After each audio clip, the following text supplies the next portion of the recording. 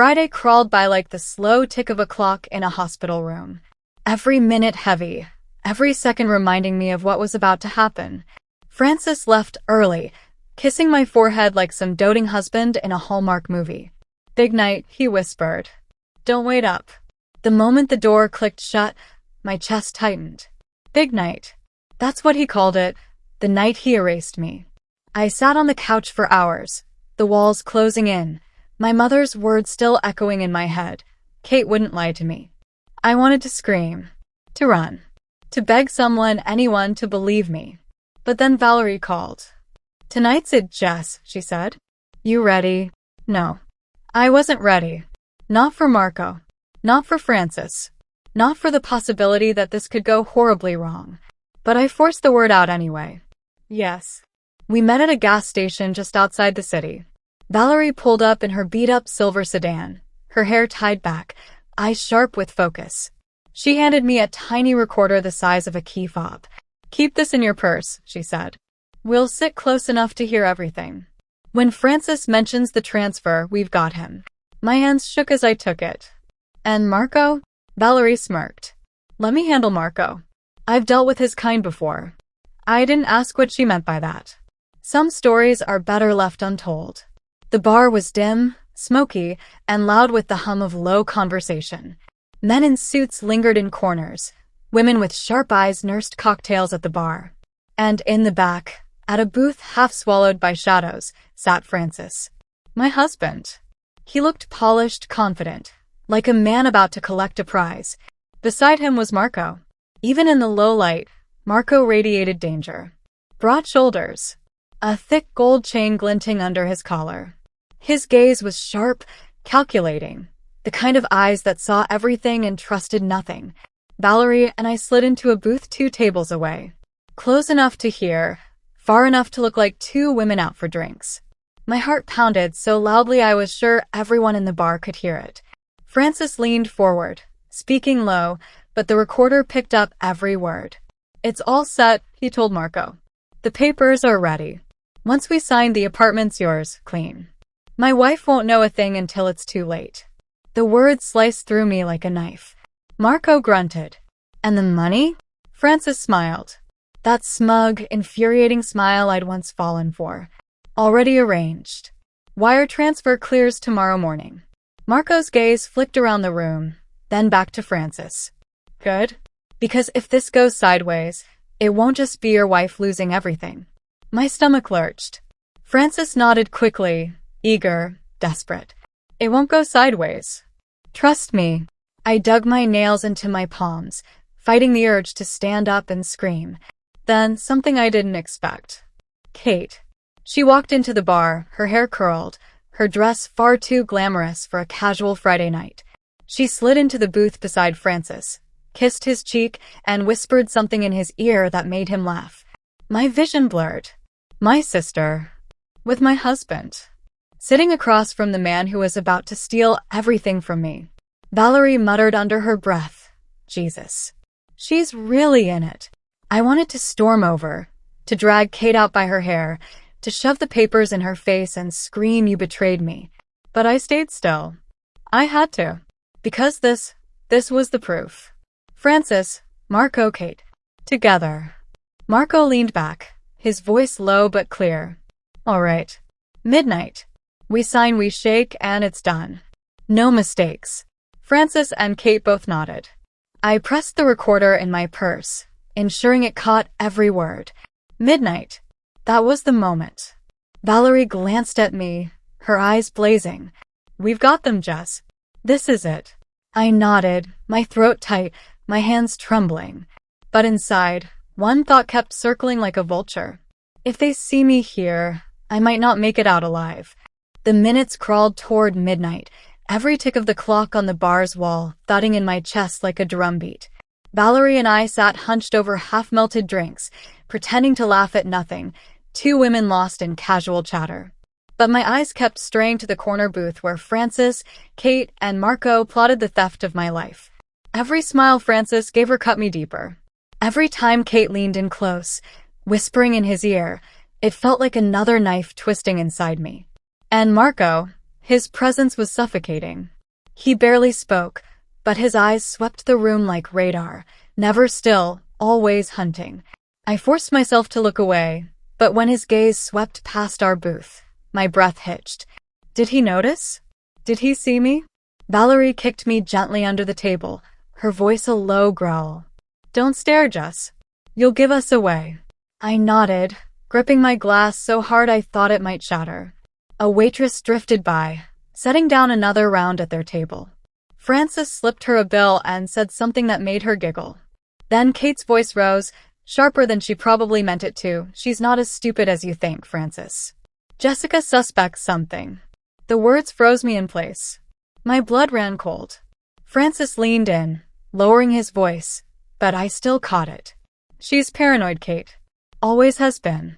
By tomorrow morning, it won't matter what she suspects. Kate didn't look convinced. Her eyes darted around the bar, scanning, and then they landed on me. My heart slammed into my ribs. For one endless second, her gaze locked with mine. I fumbled, pretended to laugh at something Valerie said, stirring my drink with a straw like nothing was wrong. Kate's eyes narrowed. She whispered something to Frances. Valerie's hand shot across the table, gripping mine hard. Don't move, she hissed. Francis turned, his eyes searching. I bent low, pretending to reach into my purse, my hair falling like a curtain around my face. Valerie leaned in close, her voice barely a breath. We need to leave. Now. Panic surged. But the recording. We have enough, she snapped. You want to end up in Marco's trunk? Her words jolted me. She was right. Staying meant risking everything. Valerie slid out of the booth first, smooth and casual, like she was just heading to the restroom. I followed, keeping my eyes on the floor, praying Francis didn't recognize the back of my head. The weight of his gaze burned between my shoulder blades as we walked out. Outside, the cool night air hit me like a slap. My legs trembled, my hands shook. Jess, Valerie said, grabbing my shoulders. You almost blew it in there. If Kate saw you. She did, I whispered, my voice raw. She knows. Valerie swore under her breath. Then we have less time than we thought. Midnight's the signing. If we don't act, it's over. But if they know you're onto them, they might move faster. Or worse. Worse? I echoed, my throat tight. She dug in her purse and pulled out her phone. We've got enough for the cops to listen. But without the papers you found, they'll drag their feet. We need both. I nodded, swallowing hard. Then we bring it all. The recording, the forged signatures, everything. Tonight. Valerie's eyes softened. Just a fraction. You're stronger than you think, Jess. We're close. Don't break now. I sucked in a shaky breath. I won't. But as I glanced back at the bar door, half expecting Frances or Kate to burst through, I wasn't sure if I was convincing her or myself. That night, back in my apartment, I pulled the folder from the closet. The fake deed transfer. The forged signature. The proof that Francis had tied himself to Marco Vega. I stacked the papers with the recorder, sealing them together like two halves of the same weapon. The clock read 11:32. In less than 30 minutes, Francis would sign away everything I'd built. And in less than 30 minutes, I'd be ready to stop him. Even if it meant standing face to face with the man I thought I loved, and the sister I thought I knew. The city felt different at night. Too quiet, too sharp, every street lamp humming like it knew a secret. Valerie drove with both hands tight on the wheel, her jaw set, her eyes locked on the road. I sat in the passenger seat, the folder clutched in my lap, my palms damp against the paper. Inside was everything, my salvation, or the final nail in my coffin. 11:47. The digital clock on the dashboard glowed red, its numbers a countdown to the moment Francis thought he'd won. You ready? Valerie asked, her voice flat but steady. I swallowed, forcing the lump down my throat. No. But I'm going anyway. She glanced at me, the faintest smirk tugging at her lips. Good answer. The bar looked different now. The neon buzzed, casting sickly green light across the parking lot. Fewer cars, fewer voices. But inside, in that shadowed back booth, Francis and Marco sat with a bottle between them. And Kate, draped against my husband's shoulder like she belonged there. My stomach twisted. My sister. My blood. Valerie nudged me forward. Stay calm. Stay sharp. We walked in. The sound of our footsteps on the wood floor echoed louder than it should have, like a warning bell. Francis's eyes snapped up. For a fraction of a second, his smile faltered. Then it slid back into place, smooth, charming fake. Jessica, he said, rising to his feet. What a surprise. Kate's smirk was venomous. Told you she'd figure it out. Marco didn't move, didn't blink. Just watched. I set the folder down on the table between them. It's over, Francis. My voice shook, but the words came out strong. I know everything. The transfer, the forged signature, the money. All of it. Francis chuckled, low and patronizing, the way he used to when I couldn't work the remote. Jess, sweetheart, you've got it all wrong. No, I snapped the recorder onto the table beside the papers. I pressed play. His voice filled the silence. The papers are ready. Once we sign, the apartment's yours, clean. My wife won't know a thing until it's too late. The blood drained from Francis's face. Kate shifted uneasily, her confidence faltering for the first time.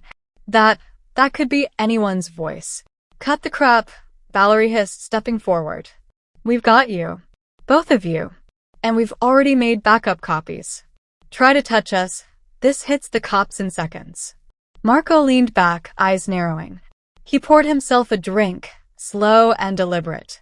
You dragged me into your family drama? His voice was gravel. Dangerous. Francis's face twisted. No, Marco, listen, I can handle this. She's bluffing. Marco's gaze flicked to me, then to Valerie, then back to Francis. She doesn't look like she's bluffing. The air was thick, suffocating. Francis slammed his fist onto the table, the bottle rattling. Jessica, stop this insanity. You're ruining everything. Kate stood, her voice shrill. Don't you see what you're doing? You're destroying your marriage, our family. The word family burned in my ears. I snapped back at her. Family? You slept with my husband. You plotted to steal my home. Don't you dare use that word. For a moment, the mask slipped from her face, and I saw her, the scared little girl behind the lies. But then it was gone, replaced by coldness. Marco stood, towering over the table. His voice was quiet, but it cut through everything. I don't care about your marriage. I care about my money. And if this deal's blown, he let the sentence hang unfinished, but I felt the threat like a noose around my neck. Valerie stepped in front of me, her body a shield. Back off, Marco. You're not laying a hand on her. Francis's voice cracked. We can still fix this. Just give me the papers, Jess. I'll make it right. I left then. A raw, broken sound. You already made your choice, Francis. And I just made mine. I slid the folder back into my arms, tucked the recorder deep in my purse, and lifted my chin. It's over. For a second, no one moved. The tension was so thick it hummed in the air. Then Marco leaned down, close to Francis, his words dripping with menace. You'd better pray she doesn't take this to the cops. Because if she does, you're the one I'll come looking for. Francis's face crumpled. His carefully built empire, his lies, his charm, his confidence, shattered in an instant. And I turned and walked out, Valerie at my side, my hands shaking but my back straight. In the parking lot, I gulped the night air like it was freedom itself. Valerie's hand gripped my shoulder. You did it, she said. You stood your ground. But deep down, I knew this wasn't the end. Francis wasn't done. Kate wasn't done. And Marco Vega, he was a storm I hadn't even begun to weather.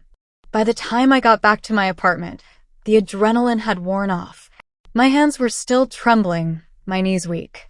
I closed the door behind me and leaned against it, sliding to the floor. The folder sat on my lap, heavier than it had ever felt. Proof.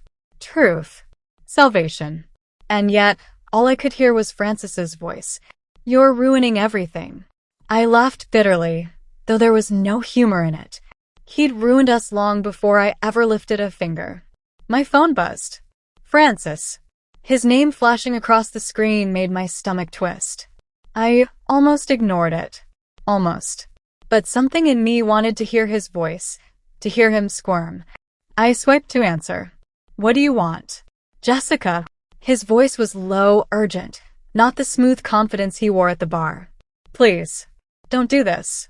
You don't understand what you're messing with. I barked a laugh. Don't I? I understand you forged my signature, tried to sell my apartment, and planned to disappear with my sister. Trust me, I understand. It's not that simple, he snapped. Then his tone softened. I didn't mean for it to go this far. Marco, he's dangerous. If this falls apart, it won't just be me who pays. For the first time, I heard real fear in his voice, and it scared me more than anything. Then maybe, I said coldly, you should have thought about that before dragging me into your mess. I hung up before he could answer. But Francis wasn't the only one who called. Half an hour later, my phone lit up again, this time with Mom. I hesitated, then picked up. Jessica Lynn. Her voice came sharp, accusatory. What on earth are you doing? My stomach dropped. What? Kate just called me in tears. She said you've lost your mind, accusing her and Francis of outrageous lies. Forgery? Affairs? Do you hear yourself? My pulse spiked. Mom, listen to me. No, you listen, she cut in, her voice shrill. Your sister loves you. She's only ever tried to help you. And Francis, he's been nothing but patient with you. Do you realize how paranoid you sound? The betrayal burned hotter than fire. Paranoid? I saw the documents, Mom. I recorded them. They're trying to steal from me, to destroy me. And you... My voice broke. You believe her over me? Silence. Then cold as ice. Until you get yourself some help, Jessica, I don't know if I can stand by you. The line went dead. I sat there, phone limp in my hand, tears burning my eyes. First Francis. Then Kate. Now my mother. How many more knives could I take?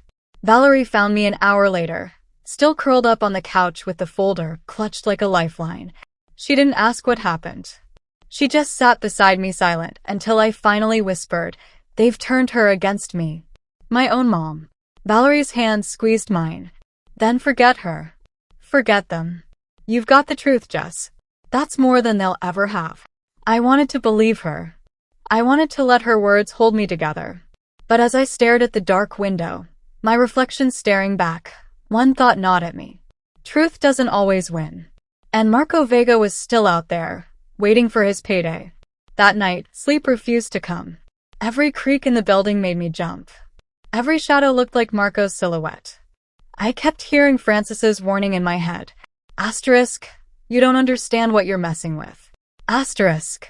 For the first time, I wondered, maybe he was right. Maybe this fight wasn't just about Francis and Kate anymore. Maybe I'd stumbled into something much bigger. By morning, my body felt like it had been wrung dry. I hadn't slept. My eyes were swollen, my chest tight, my mind cycling through Francis's words over and over. Marco's dangerous. If this falls apart, it won't just be me who pays. That was the part one couldn't shake. I made coffee I didn't drink, stared at toast I couldn't eat. And then I made a decision. I couldn't sit here, waiting for Francis or Marco or Kate to make their next move. I had to strike first. I grabbed the folder, slid it into my tote bag, and headed for the police station. The officer at the desk looked young enough to still be in college.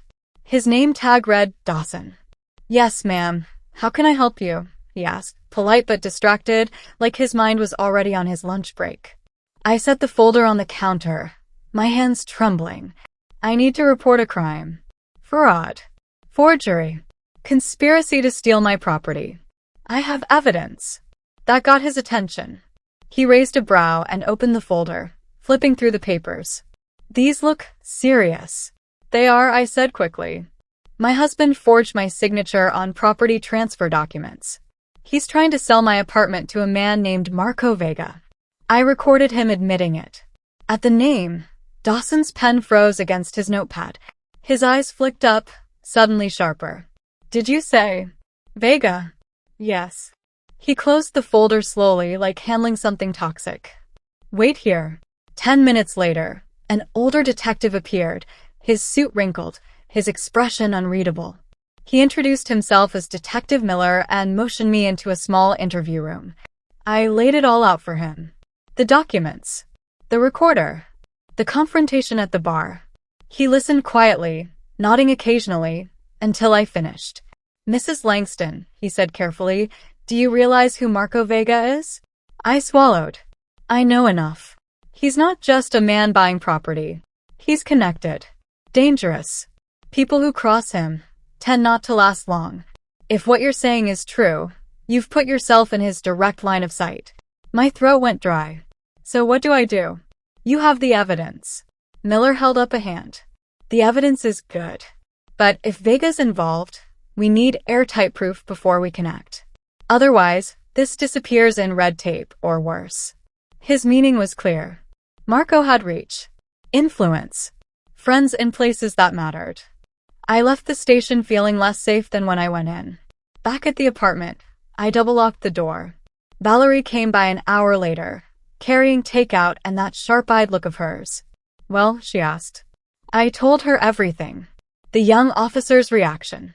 The detective's warning. Valerie dropped her fork and cursed under her breath. I knew Marco was bad news.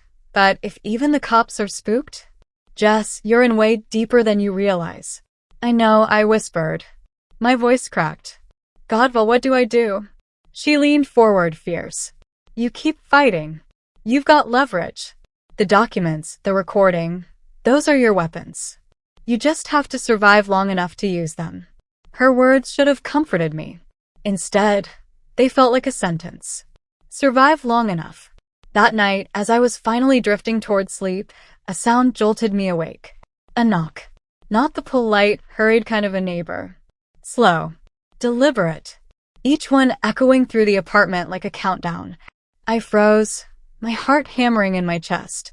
Another knock. I crept to the peephole.